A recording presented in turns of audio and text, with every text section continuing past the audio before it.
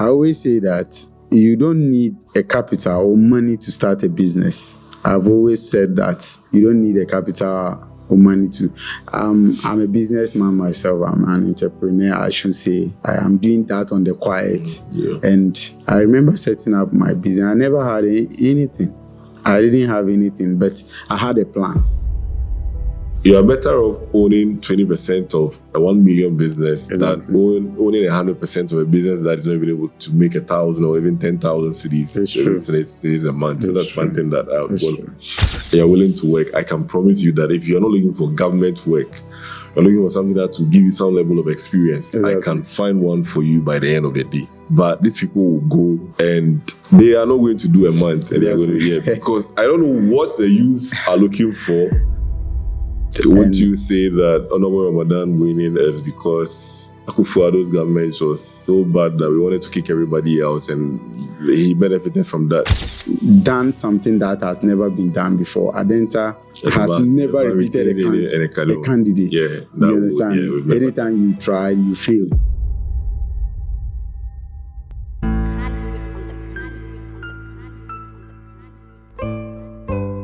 All right, so today with me on the ABC show, I have with me Muqqadis, who doubles as the youth organizer for the ruling NDC and also the YEA director for youth director for the NDC in Adenta, the Adenta Constituency, and also the YEA director of the Adenta Municipal Assembly. He has a story that falls in line with all that I've believed and I've been saying all this while, that the opportunities in Accra are different, are the best, and if you find yourself being born and being raised in Accra, there are so many opportunities that you shouldn't let go and you shouldn't fail. So he will tell us his story and we will get a lot to learn from him. So Muqqadis, welcome to the show. Thank you. I know you were born in Kede. You were born in Kede, and while we were having a conversation, you mentioned that you had to leave Kede to Fuasi at a very young age. And as someone who also spent some years with my grandparents before moving to Accra, I know how that feels like. But how was it for you growing up in Kede and then moving to Fuasi? Yeah, as for going to Fuasi, I would say it's by accident, I should say. And I didn't go there because I was 6. Yeah, I was 6 years when I was taken there by my dad. I mean, I grew up from polygamous home, and my dad has just divorced my mom, and we were 2, myself and my junior brother, Abdul Kabir. He is now in US, and he was young. He was, I think, 4. So my mom had to take him away, but my dad decided that no, he has to take me to Ofuasi, Akim Ofuasi, to stay with a distant relative who is now deceased. So that's where I grew up. That's how I ended up at Akim Ofuasi, and I don't have regrets for being there. I mean, it defines who I am today. I mean, you get to learn everything about life. So that's where I grew. Yeah. All right. Then you went to primary school, JSS and SS. In that period, how was life like? Okay, so I attended Akim Ofuasi Islamic Primary, and I was at the primary class 6. I was a senior prefect. Whoa! Yeah, I had one guy called Gadavi. I knew I've forgotten the name, but he was the one who challenged me in class. And interestingly, both, so it's an Islamic school, so we do both Arabic and then English. And it will interest you to know that we challenge each other. So sometimes in Arabic, he comes first, I'll come second. In the secular or the English, he comes first, I come second, or I come first. So that's how we play out. So when we go to class 6, of course, I think I was better than him, so a bit. Yeah. So I became the senior prefect, and then he was my assistant. Yes. So from there, so we didn't have, the Islamic school didn't have GSS then. So when you complete primary, you have to go and write exams and even attend interview before You moved to GHS. Okay. And it was JSS then. And in that town, we had 2 secondary schools, so it's very competitive, and all the villages around also compete for admission. So it was very competitive. So I attended the best GHS in that town. That's LA. There's that rivalry there, LA and then RC. Okay. Yeah, so I attended LA. We wrote an exams and then we went for an interview, and I got admission. So I completed GHS there, Fancy LA GHS. And then secondary school. Exactly. So after my GHS, my dad thought I have to come back to Kade to stay with him. Okay. So he took me back to Kade, and then over there, I was with him. He thought I should learn a skill, but I thought otherwise. I thought right from my childhood, I wanted to go to school. Right. So for a year, we were doing back and forth with my dad. And finally, I managed to get some of my uncles to convince him to send me to school. So he enrolled me at Kede Secondary School, Kede Secondary Technical. Yeah. I mean, we are in the news for a long reason. If you have followed news recently, that some of our students threatened, or I don't know whether they beat up a teacher for not allowing them to cheat. Yeah. So I attended Kede Secondary School, where I read general arts. And that's where I completed. All right. I'm asking I want to know about the period where you had to be home for 1 year before going to school. Yeah. And how determined you were. Yeah. Some of the marshals you had to pull to get your dad to agree to you. And I'm asking this because just before this interview, I got a call from a friend who says that the kid brother left school. I went to sit somewhere, and somebody had to bring him. Someone who is heading to JSS. Okay. So, and I'm looking at our time where you know that, Charlie, if I don't go school, this is where I'm going to end up. Exactly. And you know that the only solution to you not ending up where you don't want to end up is going to school. And now you need to, I mean, with everything going on in our schools, what was that 1 year like? That 1 year was like a hell for me because I see my friend going to school, and my dad was a farmer. Okay. He was a farmer. I mean, if you go to Eastern region, he has received many awards for his farm. And basically, it's his children that are the main source of his labor. So you can imagine. So for that 1 year, I was in farm. I've been working. Yeah. Every day you have to go to farm. It's only on Friday that because Fridays we go to mosque, so Friday is our off day. Even on Friday, if you have to go to farm, of course you have to go. But for that 1 year, it was like a hell. You want to go to school and your dad says no, you have to help him with the farm, or you go and learn a skill and you don't want to learn a skill. So I managed to convince some of my uncles, and then they brought some pressure on him, and then finally he agreed to enroll me. And there was another guy who was to go to school that very year. So I was like, how can Abdulaziz, he is no more now. How can Abdulaziz go to school and I will still be at home?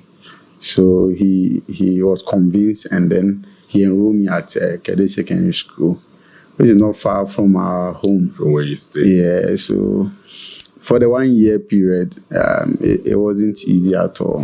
But there's a point where you realize that if you hadn't done something, life would have gone differently from what it is now. Exactly. Exactly. Because right from the onset, I knew that education is a leveler. I mean, if you want to be somewhere, your mom is not around, and my mom was, during all those periods, my mom was seriously sick, so she could not do anything. She has moved to her family at Akim Aseni, and later in the Volta region, so there was no hope from there. Right. And you are in this. I mean, your dad disagreed with you in the decision that you have to take.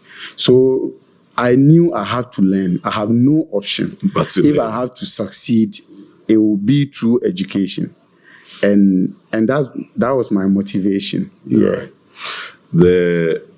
You went to secondary school, you finished, and then you decided to take that journey to Accra. And I remember asking, was that the first time when you decided to move from Kedi to Accra? Was that the first time? Yeah, so it was my second time. The first time was when our school organized an excursion. So we came to Labadi, I remember, and then National Theatre. So that was my first time coming to Accra. But the second time is when I decided, I told one day I got up and then went to my dad and said, Dad, I want to go to Accra. And he said, for what? I said, I just want to go to Accra and start life. So that's how come I moved to Accra. And I had my stepmother. So I had my stepmother's house at Ashalbuchi 3rd Gate. Okay. And one of my brother was living there. So I came to live with him and just start life. I started life from there. You had your first job. Walk me through how you got that job, how that was like, and how that is a part of the story now. Okay, so when I came to Accra, of course, in Accra, you have to hustle. And even though my brother was supportive, he's called Mutawakil, he was virtually like my dad. So I had to look for a job. And I remember I went to American House, and there was an advertisement, an American lady who has decided to set up a restaurant, and we have to go for an interview. That interview changed my life, because when I went, for me, for a young man coming from, that was 2013, for a young man coming from the village. It's not a village. Kede is not a village in a way, but compared to Accra. Yeah. So I was taught that you have to be calm, you have to be respectful and all that. So at the interview, I was speaking with this voice, very soft, and portraying myself. And the American lady was like, hey, gentleman, you have to speak up. You have to. Charlie, the lady was just shouting at me like, So it was like, no, look, you're a gentleman, you have to speak like a man and all that. I failed that interview anyway, so I couldn't get to work in a restaurant. Later, I got a job at KGM, I think KGM, a company, a plastic manufacturing company at Spinters. That's where I work. And it was an interesting, that's where I was working and earning some money. But I realized I still have to go back to school. So, and working over there, there's no motivation for me to go back to school. So I decided to quit that job and then take up a job as a teacher, people's teacher. So Abubakar Siddiq was my destination. I applied and then I went for an interview and I was considered. And I started teaching over there as a teacher. So then my mind came back to schooling.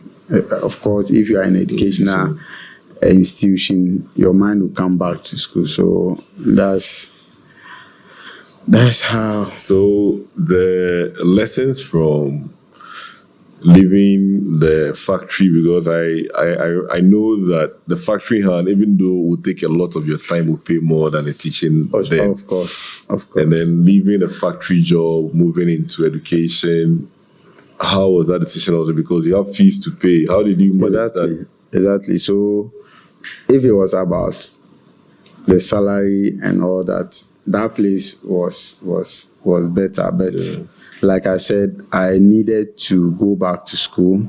That was the aim. That's what I want to do.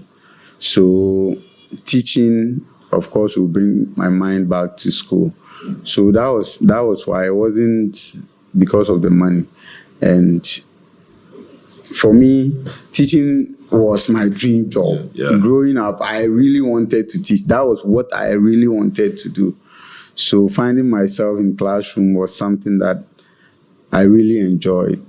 So it was an easy decision, Right. even though it didn't pay. But later it paid because some of the parents really like me, and I engage in what we call galamsey, extra of classes. course, extra classes. Yeah.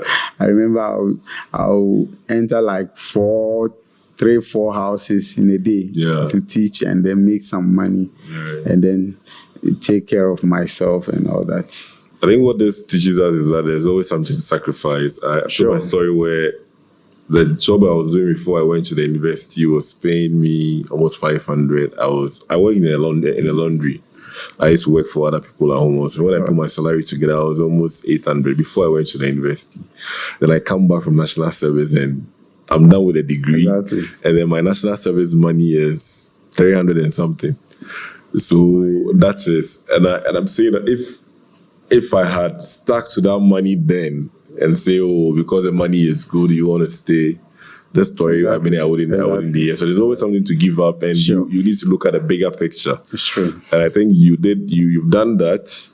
And right from uni, you were posted back to Kede to go and work. How was that feeling like? Where you started from, you go back there, you're working within the same district. Exactly. So whilst at Abubakar Siddiq, I applied at University of Ghana, and then I got admission. So after my first degree, like you said, I did my national service at Winneba Secondary School. Yeah, Winnisec. Yeah, Winnisec.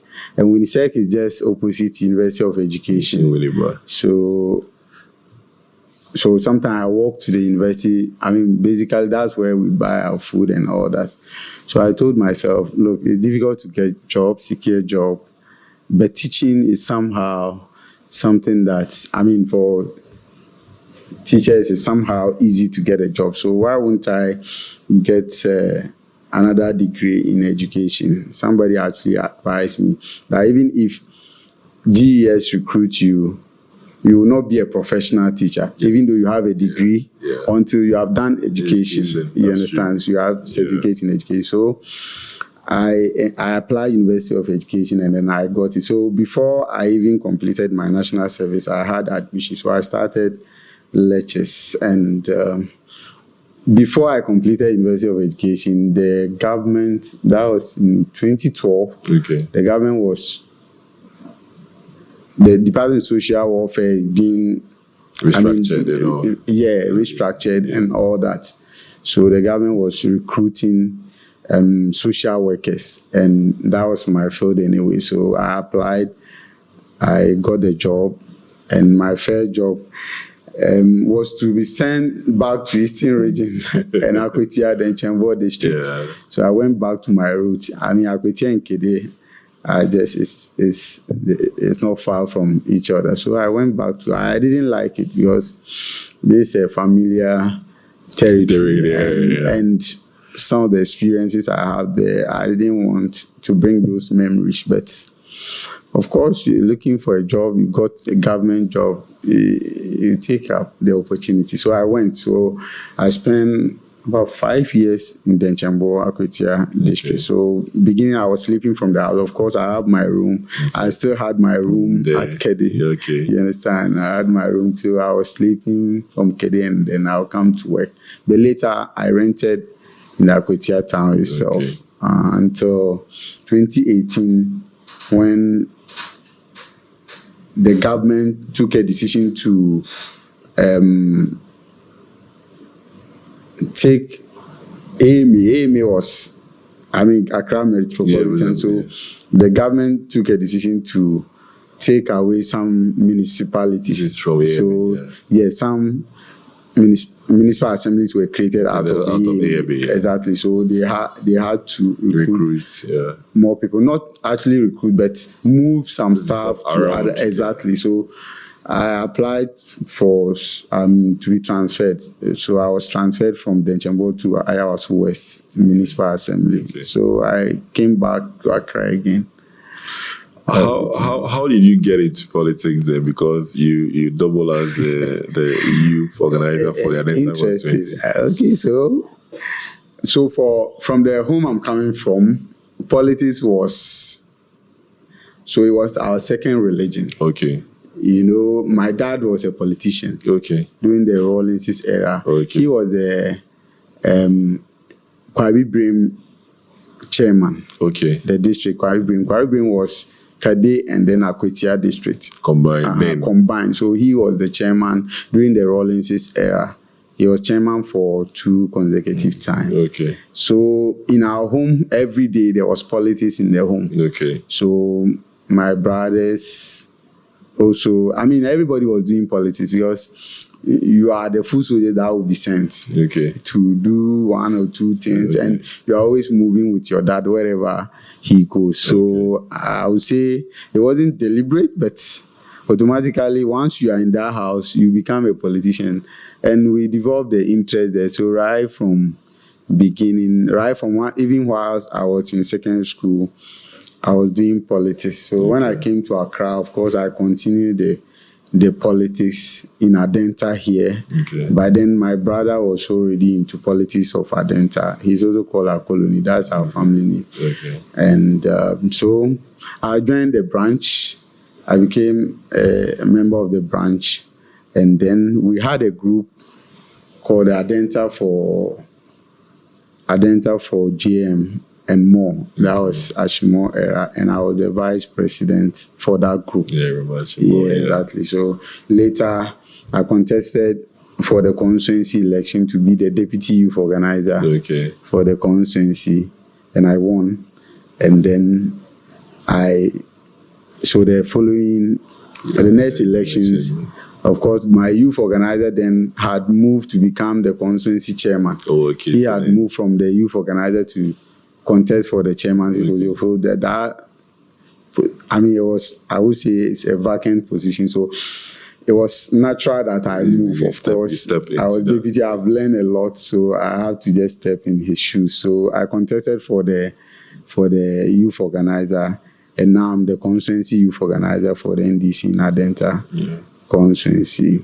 So that's how I entered into politics. It's by default. Yeah. Once you were born, you were born into the political home. So political home, automatically become one. You are also the Youth Employment Agency director for the municipality. So having worked with the Department of Social Welfare for more than 10 years, I thought that I should move on. Exactly. I thought that I should move on. So I've always told myself that there will be a day that I'll move on from the department and then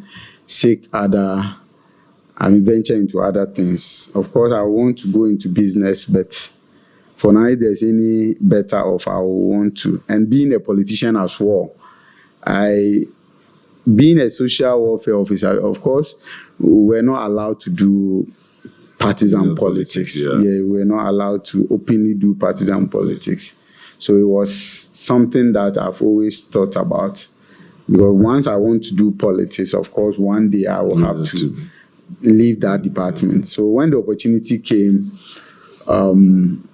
I tendered my resignation and then took up the job as the district director of YE. And you see, the politics, if you are a youth organizer, you mobilize a lot of youth out there, and if you look at our elections, it's the youth that wins elections. We are in the majority. Yeah, that's true. You understand? So you recruit people to help you campaign, and most of these youth, the only thing they want is jobs.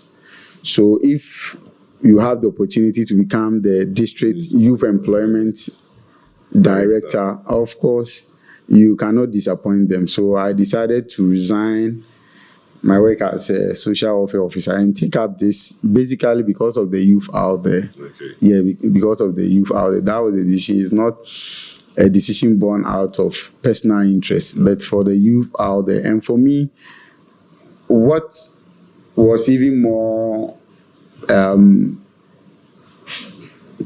became pressing was that if you are a youth organizer in Adenta, we have 304 branches. Whoa. So you have 304 youth organizers, branch youth organizers to work with under you, to work with. And I have my deputy, 2 deputies. And I went further to introduce another body called Young Persons Forum. So these were young persons who are 18 in universities and tertiary institutions and all that, and put them together as a body. You understand, with their structure and with their positions and all that. We have president, the vice president, the organizer and all that. So the numbers are huge, and they are all looking for opportunity in government, you understand. And once we have won power, they are looking up to you. So that was the reason why I took up that position. And I love to work with youth.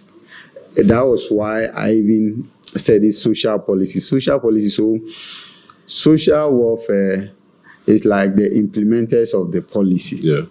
But I wanted to be at the policy level where you can influence. Exactly, where I can influence policy. You understand? So that's why I remember when I attended the interview at University of Ghana, I said, why won't you rather go and do social work? Yeah, because you already did exactly masters in social work. I said, no, I want to be at the policy level. And that course taught me a lot, because in there you study something called social mobilization, how you can mobilize you for an action. For action, you understand? So that really helped me. And I applied that during our campaigns and all that. So I took up the YA directorship, just to give hope to the youth out there. Yeah. You understand? And then try. And so far we are doing well. Yeah. We are not doing bad. We are looking for opportunities for the youth out there, for the young persons. Yeah. And in my office currently, as of last year, 2025, we have engaged about 225 youth in various models that we run. That the YEA exactly YEA runs. But I was going to hammer on that. What are the opportunities out there for young people? You know, when we were having a conversation earlier, I mentioned that we have an upcoming business fair that we are doing with the assembly. And these are all young people trying to do something for themselves. And you being the leader of the youth for the party and for the municipality, you're basically the youth employment minister. Yeah. What opportunities are out there that people can tap into? Exactly. So, as the name suggests, youth employment. What my agency and the new CEO is trying to do is to move a bit away from the traditional models. They've helped a lot, but then we need to, the world is dynamic and we need to evolve. So we are trying to move away from the traditional models like youth employment, youth in policing, youth in policing, and then focus in skills acquisition. Sure. You understand? So currently, we, in collaboration with an organization called AIS, we have deployed 120 youth out there learning skills. Okay. You understand? Various skills. We've identified masters that are training them. Okay. You understand? We've deployed them and they are under training. Out of this, we hope that most of them, of course, will become masters in future and then earn a living out of this. But personally, I also want to build businesses. Because we are not able to create that jobs. Like I said, we have thousands of youth out there in Adenta here who always walk into my office looking for a job. They want government job. They want, you understand? And you are not able to give them. So what we want to do is to also build businessmen. You understand? Entrepreneurship. We want to encourage most of our youth to go into entrepreneurship. So this year for 2026, personally, being the youth organizer and then the director of YEA, what we want to do is we want to organize something like we want to come out with young persons in a short time who set up their own businesses and run them effectively, earn a living and even employ more people. So we will be setting up a fund, and then we take applications from youth from Adenta. We will have a team that will review those applications, and then we get a seed fund in collaboration with the MP. I've already spoken with the MP to get us some funding, and then the MC will also top up something. So we'll set up a fund, we'll get a fund. If you have 3 people whose plan, who had a very good plan that we can fund, we will do that. We want to go into that as well.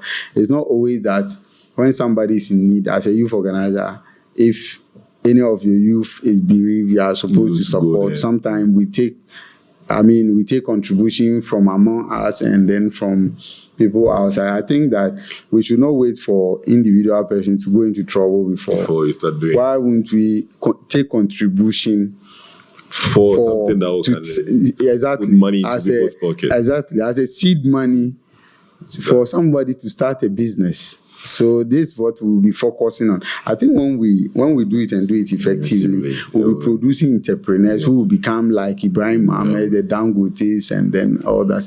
That's the vision. That's a good plan. Exactly. Being in the entrepreneurship space myself, another friend came here yesterday. We were all talking about the fact that we as entrepreneurs are looking for employees. Exactly. But then we always hear that there are people out there looking for jobs. In fact, within this district, I have a kebab joint that I'm looking for somebody to run. Within this building, I have a business that I'm looking for people to take up. Like, we have jobs for people to take up. Exactly. So I'm wondering whether there's something that we need to do beyond just providing people. Is it a mindset that needs to change? Because if you tell me you're looking for a job today, and you're willing to work, I can promise you that if you're not looking for government work, you're looking for something that will give you some level of experience, I can find one for you by the end of the day. But these people will go and they are not going to do a month and they're going to because I don't know what the youth are looking for. And maybe you being the head of the young people here in Adenta, you may have some answers to my question. It's a challenge out there. Myself, I'm into business, and the experiences that you employ somebody today, in a week's time, he or she has left. So it's a national issue. I remember our president has mentioned that before. It's not that there are no jobs, but the mindset of a Ghanaian youth is also a challenge. Our current Minister of Youth, that's something that wakes him up a lot. That's something that makes him lose sleep. He always tells, anytime you meet him, look, he wants to change the mindset of the youth. It's a challenge because he uses himself as an example. He's a businessman and he does well in business than seeking for government job. But the youth out there, they think that you have to get government job that guarantees you something. You understand? So we need to, with time, I'm sure that that narrative will change. And for me, in Adenta here, one thing that we want to do is to organize a lot of fora, bring in people to really work on the minds of our youth. I'm sure we can start from there. You understand? Another thing that, like you were saying, you can have the opportunity. I know you're an entrepreneur yourself, and I'm sure you will need workers. Yeah. But the kind of workers that you need is the challenge. People do they have the skills? They won't, exactly. They have the skills and all that. So what we want to do in my office, I've discussed with my colleagues, and we had a plan. We have a plan that we want to execute this year. We want to have the data of all businesses in the municipality. Okay. And then we'll go there, take their details and whatever. As a youth employment agency, we should be the first point of call when they have a job. Exactly, when they have vacancies that are available, that they need job. Yeah. That is what we want to do this year. We want to really walk into the businesses, get to know what kind of skills they need. And because people work in our office every day with CVs and all that, what they want to do, we are taking data of that. I'm sure when we go out there and then we also get to hear the side of the employers, to the businesses. Yeah. I'm sure we can build the data and then we can link the youth into those jobs. That's true. But we really have to work on their minds. One challenge that we envisaged was that if somebody comes to your office and then you take the CV and then you link that person to the job, you are just the YA director, but you don't know the background of that person. Yeah. Is that person going to excel over there? That person is going to mess up and then tarnish the image of the office.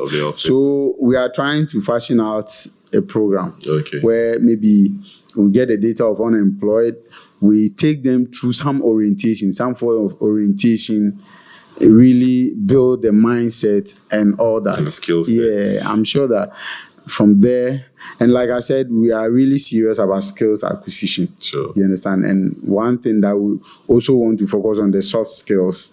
You understand? Build the mindset of the people and all that. And the employers like you too will collaborate with you. Sure. Let's get what you really need. Do you have experts who can impart that knowledge to the youth, so that you can? It's also very important. Exactly, build their skills. Yeah. You know, I mentioned that I stayed with my grandparents for a while before moving back to Accra, and I see the opportunities that are here. We're saying, I mean, you can sell pure water in Accra, and if you have a good location, you can survive on that. You can sell a brownie in Katia, or I mean, talk of the Nkatsi burger, anything. Just try. You can sell them here in Accra and survive, but then take that to our hometowns, and you will not be able to survive on such businesses. I would view that if you are in Accra, that alone for me is a blessing, because we are going to write the same exam with the people in rural villages and hometowns and all that. And for young people who are here and don't see that opportunity, the politics side, and then in practice, what you do as a YEA director, what advice do you have for young people? Because if you miss this opportunity in Accra, trust me, you won't survive in your hometown. You can't weed like the people who are weeding back there. You can't hunt. You won't mean exactly. As for Accra, like you said, in fact, virtually whatever you sell will sell. Whatever. I mean, people sell pure water and all that. But what I see is that you need to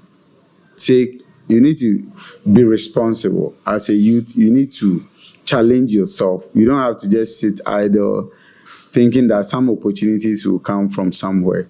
No, whatever you sell in Accra, whatever you sell, look, you've come to me and I tell them, they say, oh, I don't have a job, I don't know what to do. I say, look, just go to town. Go and look at something that sells over there, that's in your locality, in your area. You don't find it. Nobody sells it. Even if they sell it, the price may be higher. Go out there, go and establish that rapport with the distributor. I mean, Ghanaians, we are very hospitable. Yeah, despite everything, a Ghanaian could give you goods, not knowing where you are coming from. And the person will still entrust those things in your care. You can go and sell and make some money instead of staying at home or sitting at home and thinking that there's nothing. So my advice is that it's better to do something than to do nothing and just be a beggar. For how long are you going to beg? But if you take an action, there are a lot of businesses. Go out there. In Adenta, if you look at our municipality, there's businesses everywhere. Walk to that business. Let them know that you are willing to help the business grow. And they will employ you. And you will sell. And I will say that it's not about the salary. It's the blessing that comes with the poultry sum that you are giving. It's a blessing that comes with. And with your commitment. For instance, when I started teaching Abubakar as a people's teacher, let me take you back. I made myself so important because I added value to myself. Then IT and all that. So I was interested in that. I enrolled in NIT, did computer, a bit of IT. So I had that background. So when I came, I was teaching, apart from the subject I was teaching, I started teaching IT in that school. So I became so important. Yeah. That is where they saw my importance. And my salary could be increased without me asking for an increment. Yeah. I became an important person in that school. So the youth must challenge themselves. While my office, we look for opportunities for the youth out there. But for how many are we going to be able to provide? Yeah. Exactly. Yeah. I've worked with thousands of youth. But for 2025, like I said, we've been able to support only 225. And there are a lot of people out there. And there's one thing you said that as what we should go out there looking for job. What are you able to do to help the business grow? Because it is when a business grows beyond me, the business owner, covers you, my first employee, goes to the third person, then we open a branch that we know that we can employ more people. Exactly. But you post a job now, the first question is, how much is the salary? How much is the salary? The person is not willing to make the business grow. No, how much is the salary as a first question, the first question that comes in. So for me, I always say that you don't need a capital or money to start a business. I've always said that you don't need a capital or money to. I'm a businessman myself. I'm an entrepreneur, I should say. I am doing that on the quiet. Yeah. And I remember setting up my business. I never had anything. I didn't have anything, but I had a plan. I had a plan that, look, I want to establish this thing. So I contacted few friends. Charlie, this is the plan. I sent them the plan. This is what I want to do. And in a year, I can be able to be on my feet without your money. And they believe in that because they trust me. Yeah. I'm credit worthy. They know I'm trustworthy. So the person is not afraid to give you that money, support. yeah. He's a friend. Yeah. And he doesn't really have any use for that money at that time. You understand? I mean, those days, I recall I set up my business during the banking issue has come up and people were not so sure. People were taking their money from banks and keeping them under their beds. So I took advantage of that. I called friends. I said, look, we can do this. I want to do this if you can support me. So I was able to raise some capital from few friends who trusted me. It's not my own business. Yeah. But as I'm speaking, we are doing well. And I've been able to pay back all those friends, and then the business is running, and it's running smoothly. We thank God. And in fact, that's where I survive from, exactly, than my salary. So we need to encourage ourselves. We need to encourage the youth out there to go into entrepreneurship, go into private business, and we are there to give them all the support that they need. And I like that you say you are there to give them the support, because the truth is government cannot employ all of us. So what it can do is create an enabling environment for us to survive and also be able to grow the business, sustain the business that we are able to run. And I was saying earlier, if the economy is run well, the dollar is down, inflation is down, everything goes well, the loan, interest rates, everything is coming down, you can actually run a business and run it well. Exactly.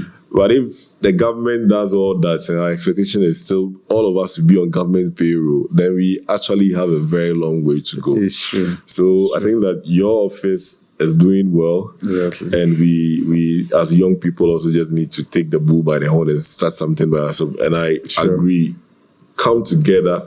You are better off owning 20% of a 1 million business than owning 100% of a business that is not even able to make 1,000 or even 10,000 cities a month. So that's one thing that I would want.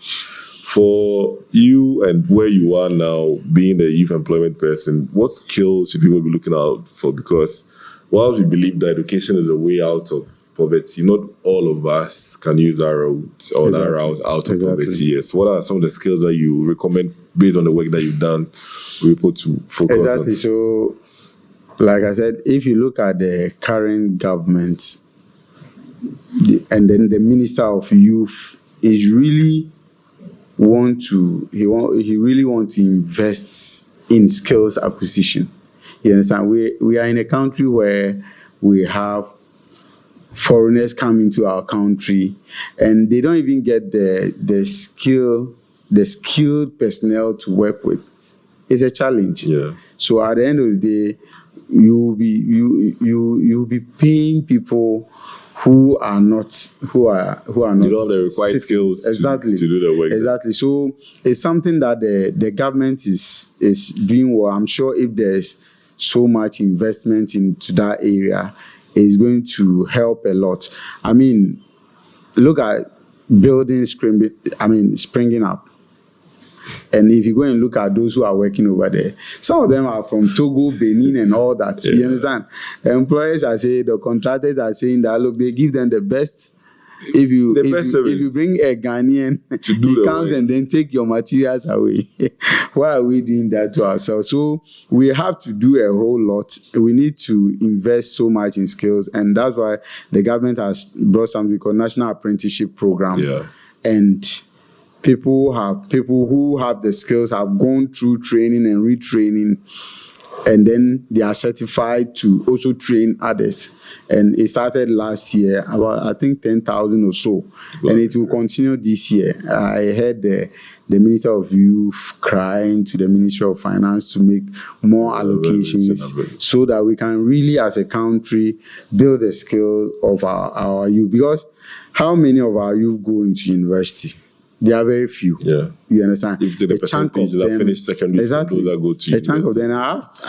I have advised people. I said, look, even if you have a child in school, please let him learn some skills. Some skills. Yeah. It's very important. Yeah. Let him learn some skills. Let him acquire some skills so that even if he doesn't work for a living, he'll do for you. Yeah. I mean, at home, if he's an electrician, of course, he'll be able to fix some petty problems. So it's something that, and there are a lot of opportunities out there. The Chinese, the whatever, they come to come and work. They are looking for workers. They are looking for those type of people to work with. So it's something that we all have to turn our attention to, and it's good this government is investing in this direction, and I'm sure for some years to come we'll begin to see the benefit, because if 2025 alone, about 10,000 people have gone to, and in Adenta here we benefit, and they are under the training. We go for monitoring, then we see them doing amazing. Right. You understand? So small we'll get there. But when you spoke about the construction space needing workers, I mean, my wife is into construction. They're looking for tilers. Yeah, they are people from Togo. We are looking for people doing POP. They are not Ghanaians. If you are lucky, then you have Ghanaians doing electricals for you. But even that, you are scared that if you don't fix your windows and your doors before you fix your wires, they come and pull the wires when you're doing a renovation on a building. And because you're doing renovation, no single column is straight. Wow. Yeah, once you put something that you see, it is clear that the column is not straight, and the landlord is just complaining that actually he regrets using Ghanaians to do some of the work. And you are a Ghanaian and you don't know whether to be sad or to say that it's an opportunity that you want to go into. So for me, as a young person out here trying something on my own, you don't want to invest money, build a house, only to come one day and realize that, Charlie, it's as crooked as it should never be. Yeah, it's true. But they are genuine ones. We cannot paint everybody, all of them into one box. They are genuine ones. In Adenta, we have a lot of our youth into this who are artisans. You understand? I always set some of my youth organizers as an example. So I built a house, 2-bedroom, and I can tell you that I use my youth organizers to do the house from start to finish. But I made sure that I was there. You understand? I monitored from. If I'm not available, I don't allow them to work. And they did a very good job. You understand? I had the mason was my youth organizer. The tiler, plumber, everybody, plumbing, everybody was from. If you look at my gate, it was, I designed it myself. So I called this youth organizer. He's called Henry, and then I told him how I want the gate to be, and it's new. I developed it myself, the idea, put it on paper, and then he had never done that work before. But he's come up with it. I told him, this is how you do it. So whilst he's doing it, I'll be watching. I said, no, this way, it's supposed to be like this and all that. I saw the design, on social media, you understand? Yeah. So I developed the idea, and he did it perfectly. It's so nice. So there are some of them. Yeah, there are some of them who are good that we need to identify those people and encourage them and resource them, you understand, to be able to train others. So that's what we are doing. Small, we'll get there. It's a mindset. All right. Yeah. I mean, beyond winning power in 2024, if you look back, what have you been? What would you say you're proud of as a current youth organizer of the constituency, as someone who has moved from Kede to where you are now, and as a YEA boss, what would you say you are proud of? Okay, so if you ask me as a politician, as for a politician like a youth organizer, basically the party has tasked me to win an election, mobilize the youth just for winning an election. That's the ultimate aim of every political party, is to win an election. And we've won election. We've done something that has never been done before. Adenta has never repeated a candidate. Yeah, you understand? Anytime you try, you failed. Yeah. Even your party doesn't even bring you for you to even come and contest for the second time and win. But we've done that with the current MP, Honorable Ramadan. And for me, I pride myself with that achievement. And if you look at the margin of victory, it's unprecedented. Would you say that Honorable Ramadan winning is because Akufo-Addo's government was so bad that we wanted to kick everybody out and he benefited from that? Oh, not really. Not really. It's the amount of work we put in. Okay. And it's the amount of work we put in, even though we are running a very difficult constituency, one of the largest in the country, the fifth largest constituency in the country, and the third largest in Greater Accra. So you can imagine the challenges are enormous, but we try our best. You cannot do everything, but you try your best. Let the people understand what the challenges are. Let them see the effort you are putting in place to overcome those challenges, and they will understand you. Yes, and so we've been able to do that.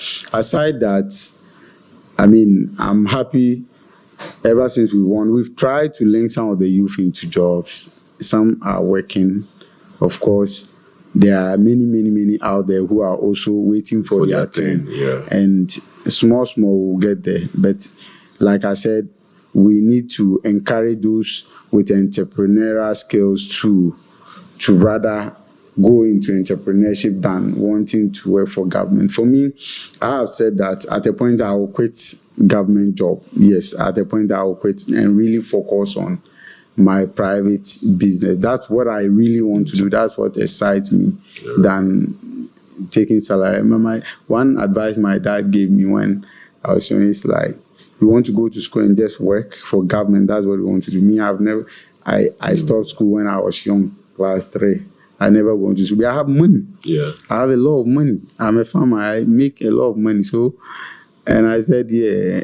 So it's good to go into private business and all that. It pays sometimes better than government work. So we'll get there. We'll encourage the youth out there. But I'm saying that we have put a whole lot and we are getting jobs for our youth out there. We are getting it.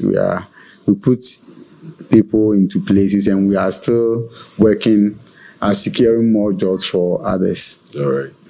So for the Adenta youth, for the Ghanaian youth, for the NDC, and I mean, now that you are in power, it's not just for those who voted the party into power, but for Ghanaians at large. I mean, what are your hopes for the next 3 years before the next election that the youth tends to be able to turn around for the young people? Okay, so Adenta youth I would say in general, and not only The NDC. the NDC youth. I'm a youth. I'm the YA director for all the youth in Adenta. So we don't discriminate. I mean, if opportunities are there, we put advertisement out there. If you apply and you qualify, you will be given that opportunity. So it's not only our party people, it's for the whole of the youth. I mean, there are a lot of opportunities. The 2026 budget promises to recruit more than 200,000. I mean, give more than 200,000 youth job, and of course, Adenta will have a share. What, as a director for the youth employment and as a youth organizer, is to ensure that I get our share of the cake, so that the Adenta youth will also benefit from the national cake. So we are hoping and we'll get there. But like I said, we want to be able to, for the 3 years left for this administration to end. For me personally in Adenta here, I want to see about 5 to 10 youth of Adenta who now own their own business. Okay. You understand? We really want to give them the support. Okay. And I always say to the MP Adenta here, he's generous. So instead of just giving out people, dashing people money and they keep on coming, why won't you set up a fund? I mean, my office at YEA and your office will collaborate. We get some funds. Let's get the youth out there. Let's see the plan that they have. If we can fund, you can start a business with just 20,000, 10,000, and in some few years, you are doing very well and employing others. So we really want to focus on that, and we are starting that this year. We'll soon call for application and then get the youth out there, and others will learn from those experiences. I mean, you are close to the MP, and I remember I was saying that Adenta, our biggest problem is our roads, and then maybe in some parts water. So this one is message from us and our viewers to you, through you to the MP, that, I mean, we've seen some work being done. Let's just push for it to go as fast as possible. Some works are being done, but like I said, Adenta keeps expanding. So you have communities springing up, and those communities spring up without rules. And once people build and move in, and then they will begin to complain about the road, and you are forced to, they will now begin to demand road being constructed. And it's not their fault. That's the nature of the constituency and then the municipality. It keeps expanding. You go to areas like Nanakwe and wherever. It was just bush a few years ago, but now the Santo area and all that, communities have sprung up and they expect their roads done. Myself, where I live, New Legon, we have terrible roads over there. The good thing is that even His Excellency John Dramani, when he came to campaign at Adenta, it's like he's very familiar with the road, so he could mention them off head, this road and that road and wherever and all that. The MP is in contact with the Ministry of Roads. He's doing something. Some works are being done. If you look at the road around the Shield International and all that, what he has done, what the MP recently did was to deploy the drip machines, equipment to those roads, to at least kind of work on those roads. Them a bit, exactly, to bring a bit of relief to the community. But there are plans to work on them. He's really pushing for those roads. He knows his work is about roads in Adenta. The major thing is to win the next election before anything. So he's fully aware, and he's working on it. And soon we'll see some work being done. All right. Thank you. That say a big thank you for coming on the show. Thank you. I being a young person, I see how young people have been assigned responsibilities in this current government, and I say that we look up to all of you who are in position to do us good lead well, so that there's a reason to push the old people to give a lot of us roles to. And that Mahama has shown that. And, I mean, you are one of these people, and we wish you all the best. Thank you very much. We'll meet again. Thank you very much. It gives us hope, and I cannot thank you enough. I mean, it's a privilege. I'm a media shy person, but when Gifty called me, I said, Gifty, I cannot say no. Thank you. So I have to come, but I've enjoyed my interview with you. I hope that it will continue. Sure. Together, we can ensure that the youth of Adenta and nation at large, at least we give them hope to be somewhere. Myself as a youth, it encourages us. So thank you very much for bringing me here. Thank you. I'm really grateful, and we thank the people of Adenta for giving us the mandate. We'll continue to work together. Thank you very much. All right. Thank you for coming. All right.